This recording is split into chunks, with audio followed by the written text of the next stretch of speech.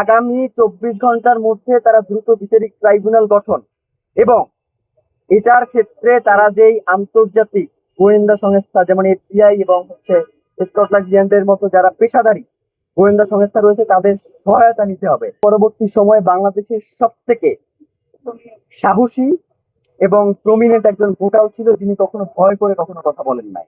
এবং এই যে বর্তমান সরকার ব্যবস্থা স্থিতিশীল রয়েছে এর পিছনে ওসমান হাদির অত্যন্ত গুরুত্বপূর্ণ ভূমিকা রয়েছে। সুতরাং এত গুরুত্বপূর্ণ একজন ব্যক্তির ক্ষেত্রে যদি আন্তর্জাতিক কোনো সহায়তা নেওয়ার প্রয়োজন পড়ে গোয়েন্দা সংস্থার, অবশ্যই সেটা রাষ্ট্রকে নিতে হবে। হ্যাঁ, অবশ্যই। আমি তো বললামই যে আমাদের দুইটাই দাবি, একটা হচ্ছে দ্রুত বিচারিক ট্রাইব্যুনাল গঠন এবং সেই সাথে এক্ষেত্রে গোয়েন্দা ইন্টেলিজেন্সের আপনি চাইলে সহায়তা নিতে পারেন। এক্ষেত্রে আপনাকে সহায়তা নিতে হবে, নিতে পারেন বলতে কথা নাই, আপনাকে নিতে হবে। মানে কি ওসমান হাদি রক্ত ঝরাই গেছে এবং সেইটার আমরা খুনিদের বিচার দেখবো না, এটা তো হইতে পারে না। 5ই আগস্ট পরবর্তী বাংলাদেশে এই প্রশ্রয়টা কোনোভাবেই দেওয়া যাবে না। তাহলে আপনাদের শুধু লাশই ঝরবে, ওসমান হাদিদের শুধু রক্তের ধারা বইতেই থাকবে, কিন্তু বাংলাদেশ স্বাধীনতা সার্বভৌমত্ব কিন্তু অক্ষুণ্ণ থাকবে না। যে আর কারো কোনো প্রশ্ন আছে? আপনি কি এটা দাবি করতেছেন যে নির্বাচনের আগে বিচার নিশ্চিত করতে হবে? নির্বাচনের আগে দাবি নিশ্চিত করতে হবে।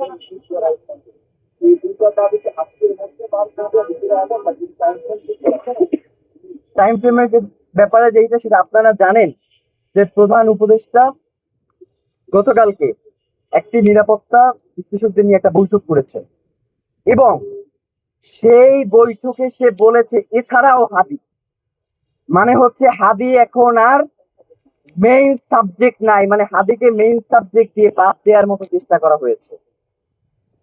হাদিকে যদি আপনারা মেইন সাবজেক্ট থেকে বাদ দেন আপনারা কিন্তু মেইন সাবজেক্ট থাকবেন না। হাদিকে মেইন সাবজেক্টে রেখেই আপনাদের সকল সিদ্ধান্ত গ্রহণ করতে হবে। আর ভাই যেটা বললেন, অবশ্যই আগামী 24 ঘন্টার মধ্যে তারা দ্রুত বিচারিক ট্রাইব্যুনাল গঠন এবং এটার ক্ষেত্রে তারা যেই আন্তর্জাতিক গোয়েন্দা সংস্থা যেমন এফবিআই এবং স্কটল্যান্ড ইয়ার্ডের মতো যারা পেশাদারী গোয়েন্দা সংস্থা রয়েছে তাদের সহায়তা নিতে হবে এবং রাষ্ট্রকে আপনাদের সামনে এসে জানাতে হবে যে তারা এই সহায়তার ক্ষেত্রে কি কি পদক্ষেপ গ্রহণ করেছে। ওসমান হাদির রক্তের সাথে এক বিন্দু ছাড় নয়। আর কারণ প্রশ্ন, আপনারা কি এটা স্পষ্ট করতেছেন যে নির্বাচনের আগে আপনারা বিচার নিশ্চিত করবেন? অবশ্যই, এবং এই জন্যই দ্রুত বিচারিক ট্রাইব্যুনাল প্রয়োজনে 1 মাসের মধ্যে এই বিচার ব্যবস্থা নিশ্চিত করতে হবে, 1 মাসের মধ্যে। বুঝি নাই।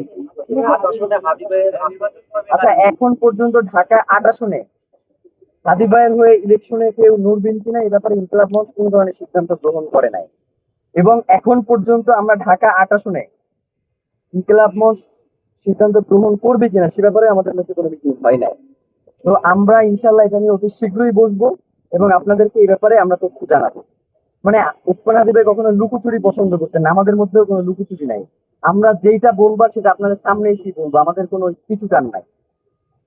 আমরা ওসমান হাদি ভাই যেই আদর্শ এবং যেই লড়াই করে গেছে সেই লড়াইটা জীবিত রাখার জন্যই আমরা এখানে দাঁড়িয়েছি।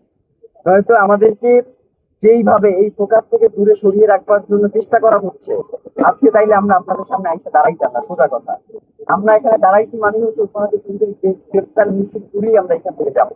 জি, আর কারো কোনো প্রশ্ন আছে? জি,